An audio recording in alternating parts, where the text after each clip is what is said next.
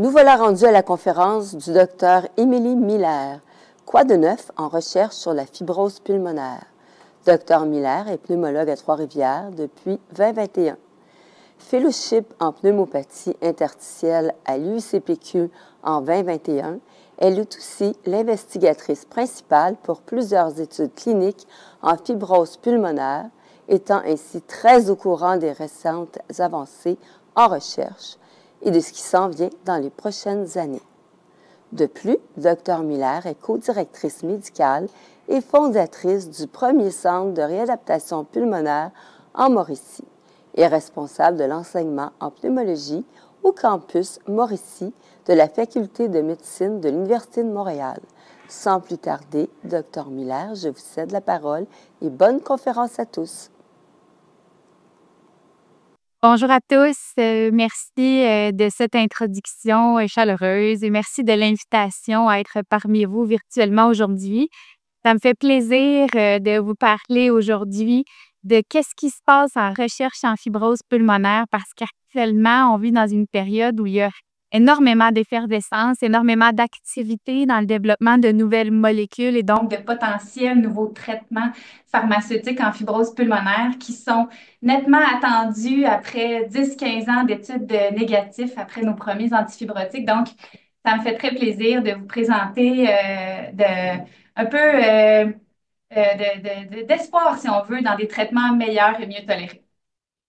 Voici mes conflits d'intérêts. Donc, je suis souvent impliquée dans différents événements de formation médicale continue pour des pneumologues, internistes, médecins de famille, inhalothérapeutes. Puis, comme on disait, je suis investigatrice pour plusieurs études cliniques, principalement en fibrose pulmonaire. Et donc, je travaille indirectement avec plusieurs compagnies pharmaceutiques.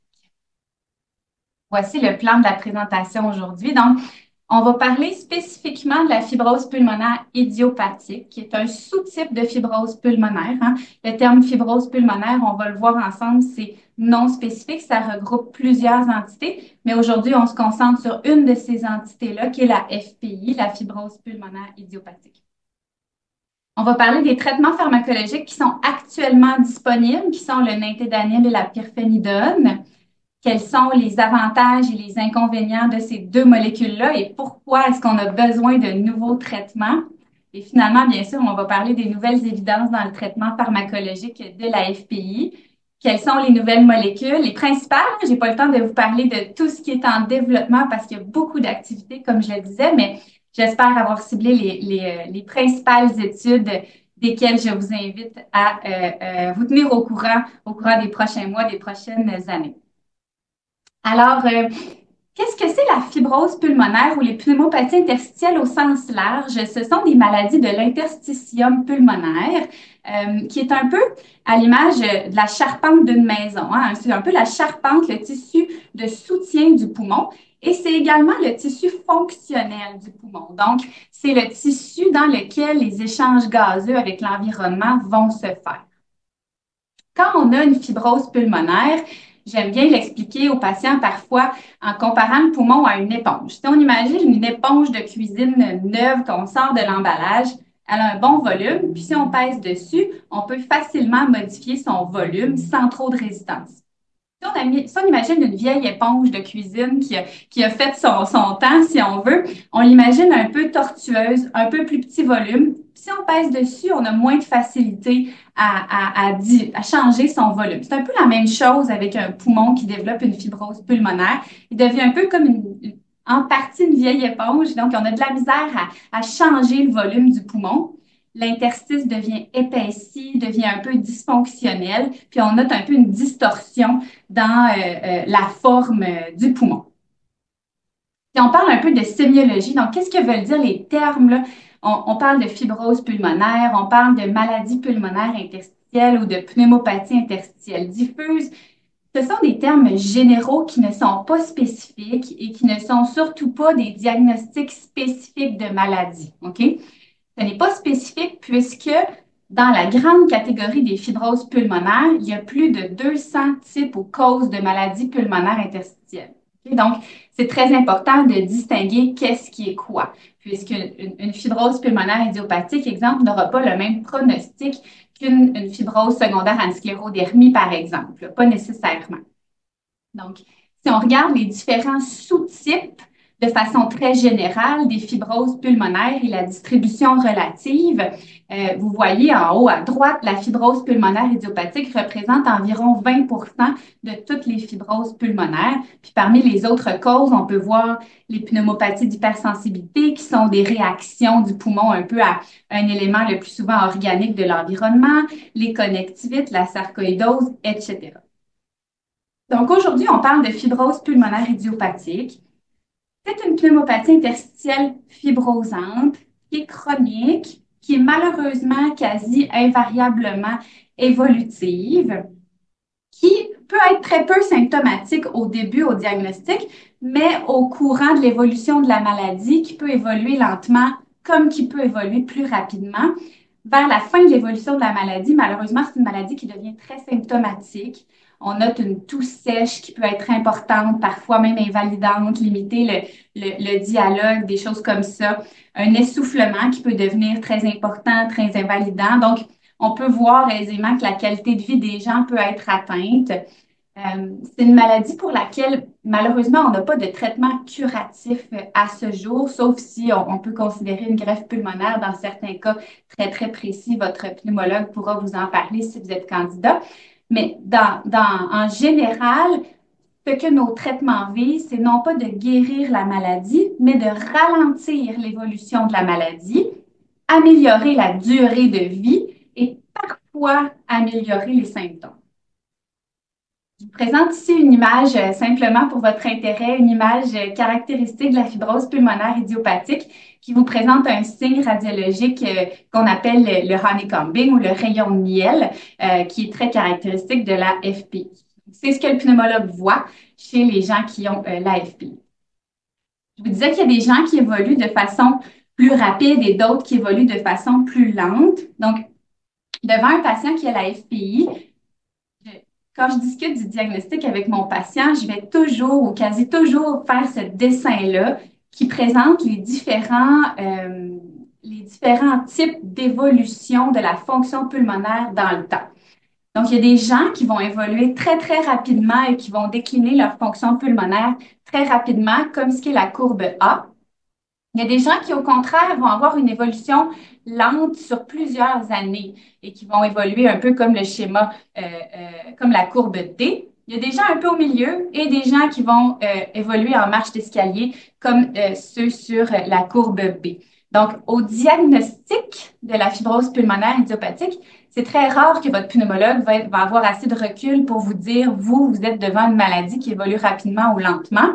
Mais dans tous les cas, ce qu'on vise avec nos traitements, c'est de ralentir l'évolution de la maladie.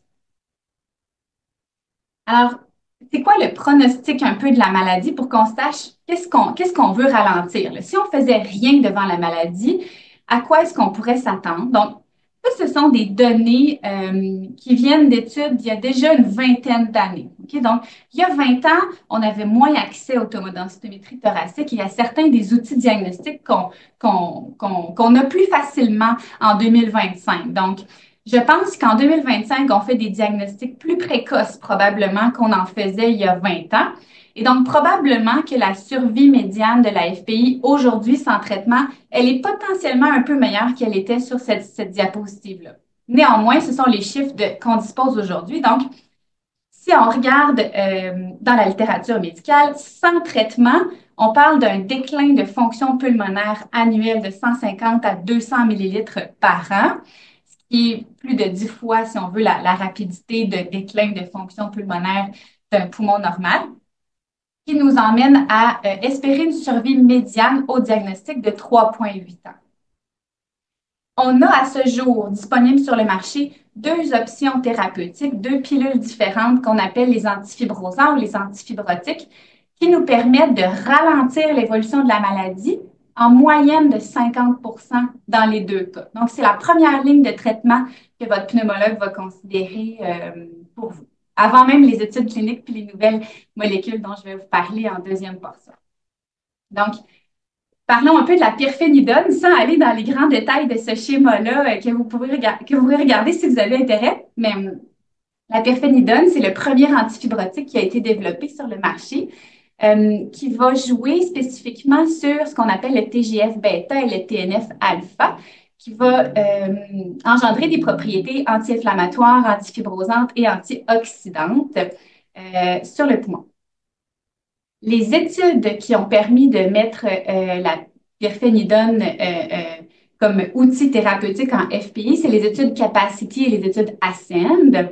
Ce sont deux très grandes études il y a 15 ans en FPI qui ont comparé l'utilisation de la pirfénidone et du placebo, qui ont regardé l'effet de la pirfénidone sur le déclin de la fonction pulmonaire qu'on mesure par le biais de la capacité vitale forcée, la CVF.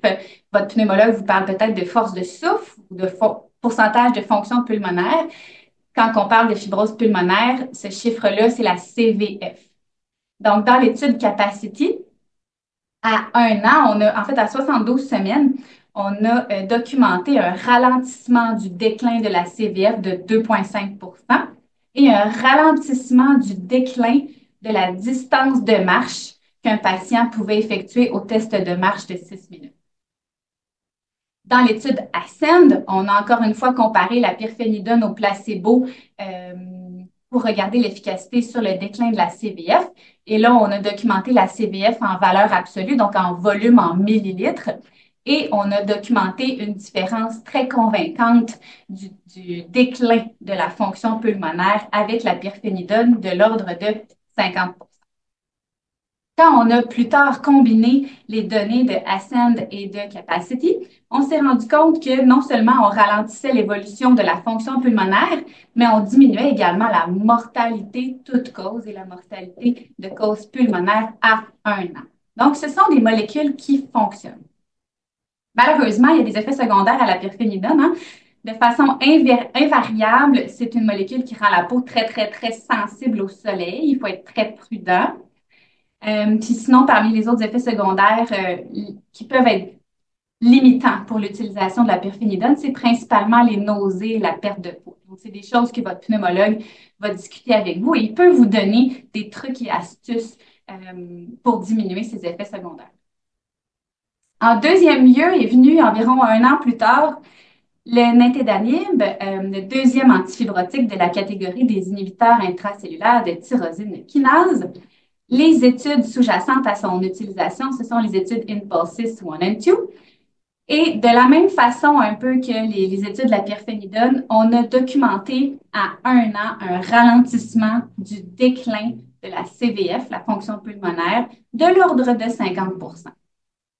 Dans le cas du nintédanib, l'effet secondaire principal qui peut être un problème, c'est la diarrhée chez au moins 2 tiers des patients, qui peut être très variable, soit une selle molle de temps en temps ou une diarrhée liquide qui peut engendrer une perte de poids, puis nécessiter un arrêt complet de la médication. Donc, c'est très variable d'un patient à l'autre. Il y a plusieurs choses qu'on peut faire dans l'alimentation, dans la routine alimentaire. Il y a des aides pharmacologiques qu'on peut également utiliser pour limiter les diarrhées, mais malheureusement, ça peut demeurer un enjeu malgré tout ça. Donc, nos antifibrotiques actuels, je me répète, hein, ils ne guérissent pas la maladie, mais ils ralentissent l'évolution de la maladie, en général de l'ordre de 50 % par rapport à aucun traitement, donc le placebo. Donc, on n'améliore pas la fonction pulmonaire ni les symptômes. Il y a certains patients pour qui, au mieux, on va stabiliser temporairement la maladie, mais au plus probable, on va ralentir l'évolution de la maladie et on augmente la durée de vie en général.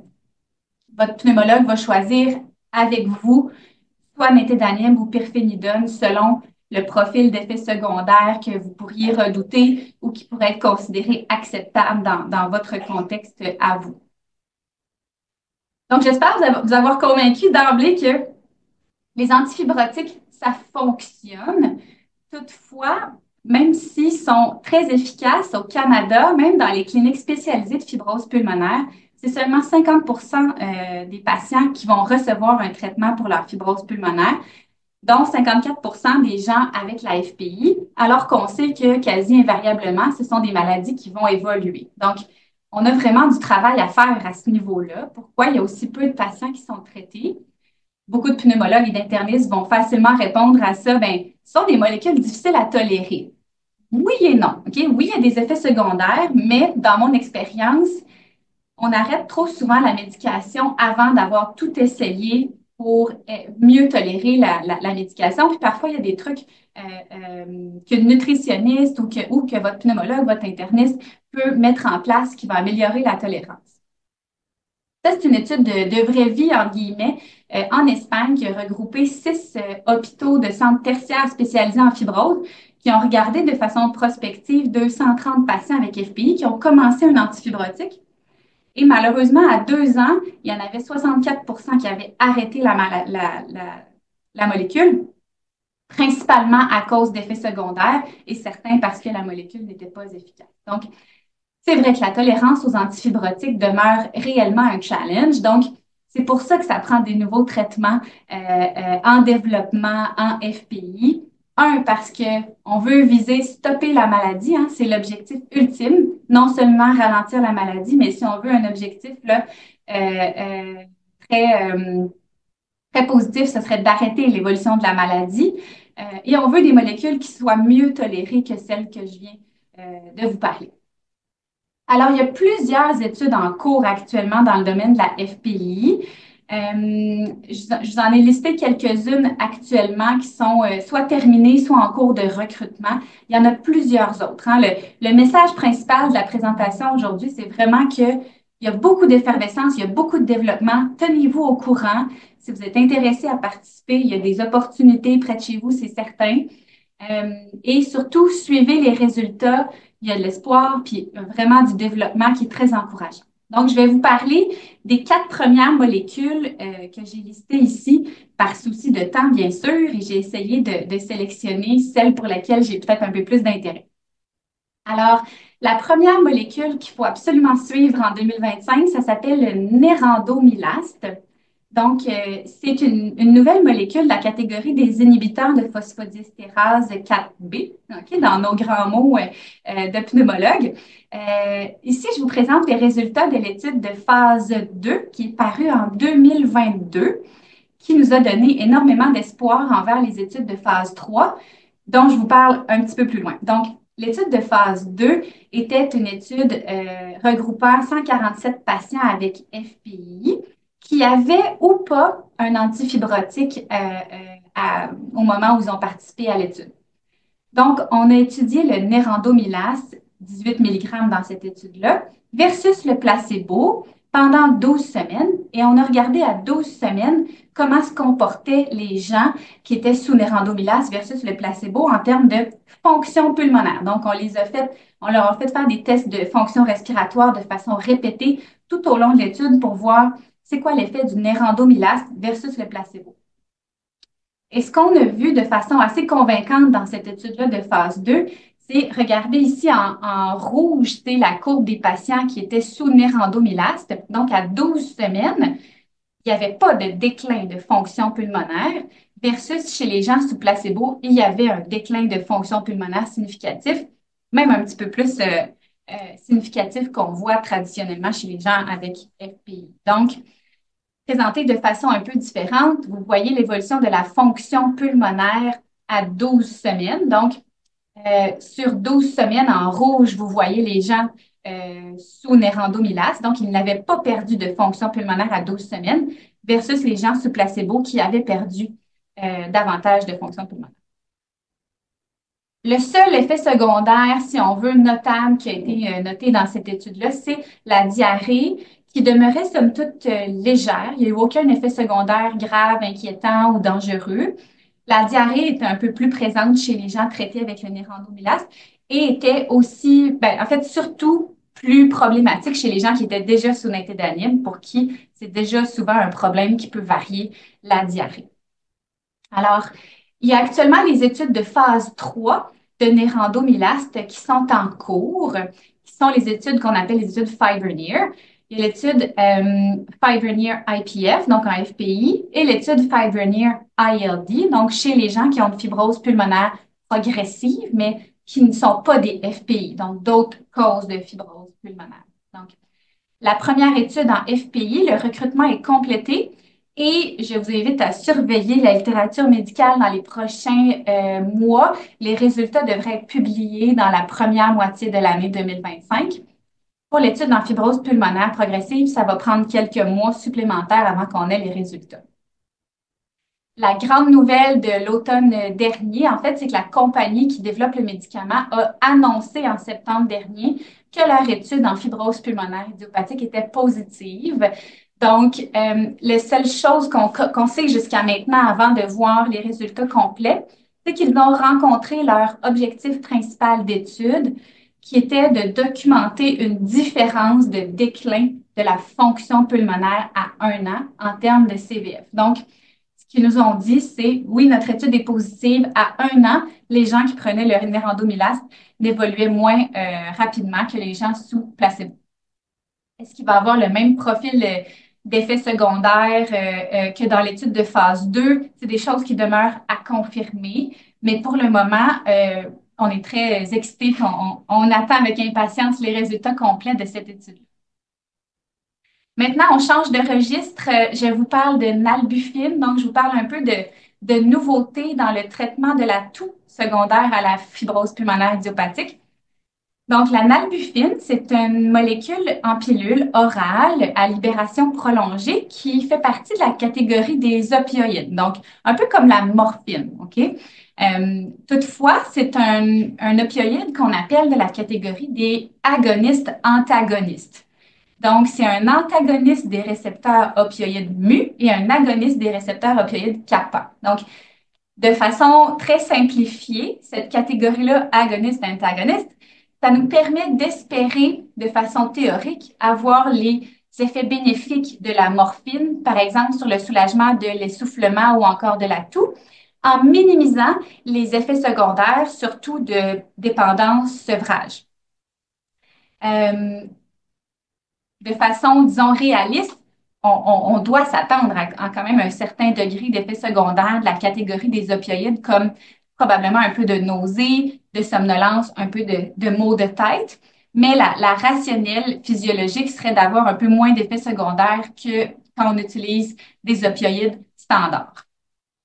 Donc, l'étude de phase 2A qui a précédé la prochaine étude que je vais vous parler, c'est l'étude CANAL, une étude de phase 2A qui a regroupé 32 patients avec FPI et qui avaient de la toux chronique, donc pour qui la toux était vraiment un enjeu dans leur vie.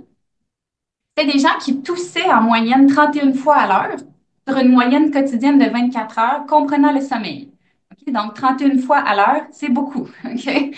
C'est une étude de type crossover. Donc, les gens avaient tous 2 séquences de 22 jours durant laquelle il y avait soit le placebo, soit le traitement. Donc, tout le monde a eu le traitement, mais ils ne savaient pas quand il y avait le traitement.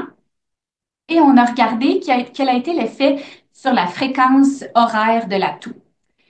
Et de façon impressionnante, on a noté une réduction absolue de 51,6 de la fréquence de toux horaire. Et chez des gens qui ont une FPI avec une toux de ce calibre-là, c'est impressionnant comme efficacité. Ce n'est pas des chiffres que je vois dans mon expérience avec l'utilisation d'opioïdes standards, qu'on peut utiliser parfois pour le traitement de la toux avec la FPI, avec, je dirais, des bénéfices plus mitigés que ce type de résultats-là. Toutefois, une étude de phase 2A regroupant seulement 32 patients.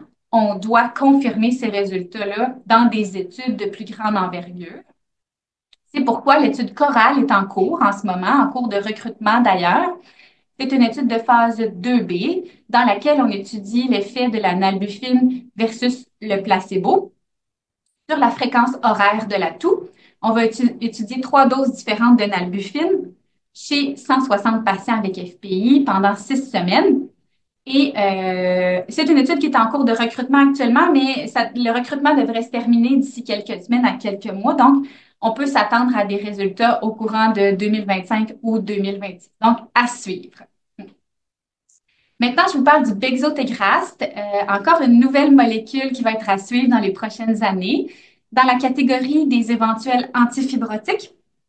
De façon rapide, c'est un inhibiteur des intégrines alpha B, bêta 6, alpha 1, bêta 1. De façon simplifiée, c'est une molécule qui va un peu diminuer l'activité du TGF-bêta, qui est une cytokine qu'on sait très impliquée dans la pathophysiologie de la FPI. C'est une molécule orale qui se prend une fois par jour. Et on a vu finalement dans l'étude Integris-IPF, qui est une étude de phase 2A qui a regroupé 119 patients avec FPI, avec différentes doses du médicament versus placebo, on a documenté l'efficacité de la molécule pour ralentir le déclin de la CVF versus le placebo, donc versus rien. Ici, vous voyez sur les 4 graphiques ici, les 4 différentes doses qui ont été étudiées versus le placebo. Donc, sur chaque graphique, en bleu, vous voyez la courbe du bexotegrast versus en gris, la courbe des gens qui étaient sous placebo.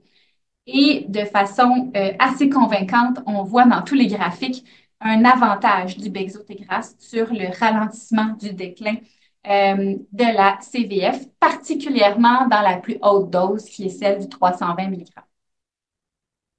Dans cette étude-là, à 12 semaines, on a aussi regardé le pourcentage des gens qui progressaient de manière significative, donc qui ont progressé de 10 de leur CVF à 12 semaines, qui est une progression très significative. Et de façon très encourageante, dans le groupe 320 mg, il n'y a eu aucun patient qui ont progressé de plus de 10 de leur CVF, un peu moins dans le groupe 160 mg, mais, un peu plus, pardon, mais nettement moins que dans le groupe placebo. Donc, il semble y avoir une efficacité qui soit dose dépendante. Donc, c'est pourquoi bexotegrast poursuit son développement pharmaceutique. Actuellement, l'étude Beacon, qui est une étude de phase 2B, mais qui vise un rollover vers une étude de phase 3, est en cours de recrutement actuellement. On étudie le bexotegrast versus le placebo. On a gardé seulement les 2 doses plus significatives de bexotegrast en ajout à un antifibrotique de base ou pas, selon ce que le traitement de base du patient.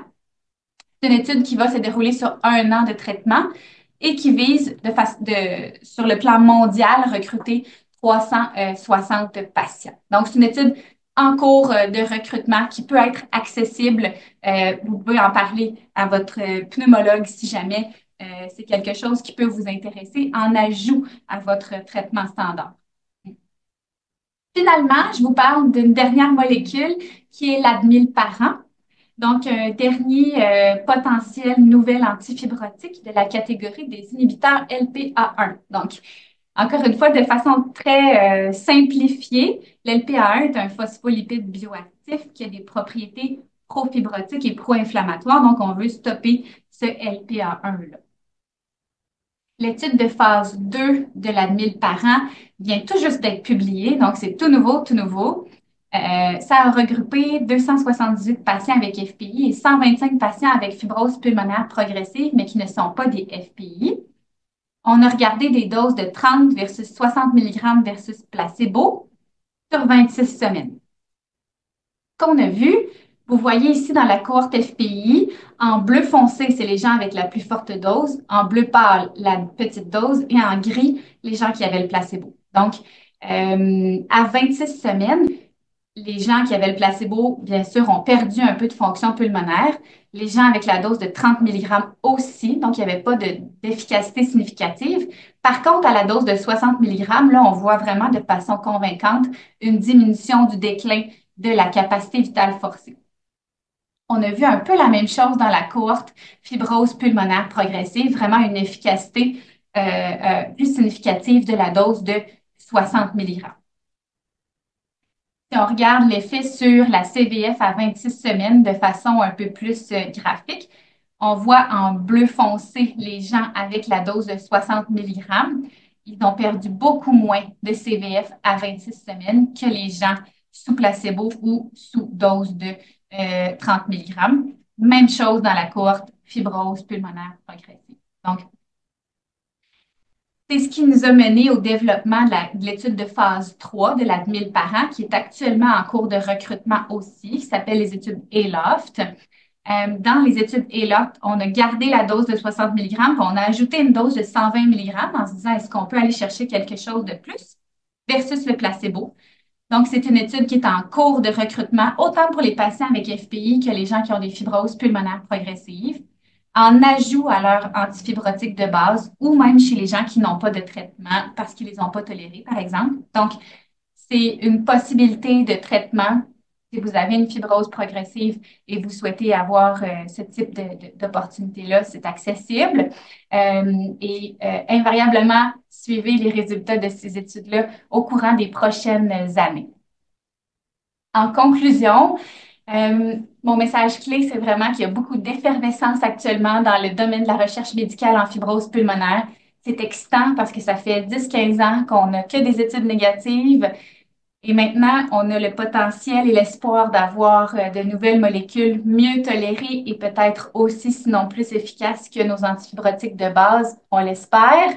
Des choses à confirmer, mais il y a beaucoup d'effervescence et beaucoup d'espoir. Les traitements pharmacologiques spécifiques actuels demeurent nos antifibrotiques, qu'on connaît maintenant depuis 10-15 ans, la pirfénidone et le nintédanib.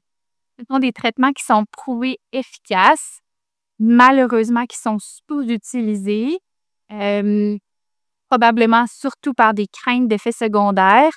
Oui, il y a des effets secondaires, mais c'est pas si pire que ça. On a beaucoup de trucs et astuces qu'on peut mettre en place pour t'aider à tolérer la médication. Puisque ce sont des médicaments efficaces, il faut vraiment optimiser leur utilisation. Bref, suivez les résultats des études à venir. Alors, merci beaucoup. Vous avez apporté beaucoup d'espoir dans votre présentation. Très intéressant. J'ai une question pour vous. Quels sont les bénéfices et les risques associés aux thérapies à base de cellules souches et aux nouveaux inhibiteurs de la LOX-L2? Concernant les cellules souches, il y a des évidences, à ma connaissance, surtout dans les fibroses pulmonaires associées à la sclérodermie. Ça demeure de l'accès spécifique dans le cadre de la recherche. Pas quelque chose qui est accessible dans la vie de tous les jours à votre pneumologue et ça demeure principalement utilisé dans le domaine de la recherche et pas utilisé en fibrose pulmonaire idiopathique. La deuxième molécule que vous mentionnez, si j'avais le nom de la molécule générique, peut-être que je pourrais plus facilement répondre à cette question-là parce qu'il y en a vraiment plusieurs en développement. Juste comme ça, je serais pas capable de cibler cette cytokine-là. Merci beaucoup. Et si nous avons d'autres questions, on va vous les faire parvenir. Merci encore. Oui. Au revoir. Donc, pour terminer cette magnifique après-midi, je tenais à remercier notre généreux commanditaire Boehringer Ingelheim, sans qui cette journée n'aurait pas eu lieu. Merci à Romina et Hélène pour l'animation et à toute l'équipe de l'Association pulmonaire du Québec qui ont travaillé à faire de la journée une réussite. Merci à nos conférenciers, si précieux, et à SBI pour leur soutien. Finalement, je vous remercie d'avoir participé et j'espère que les conférences vous ont plu. Bonne fin de journée à tous.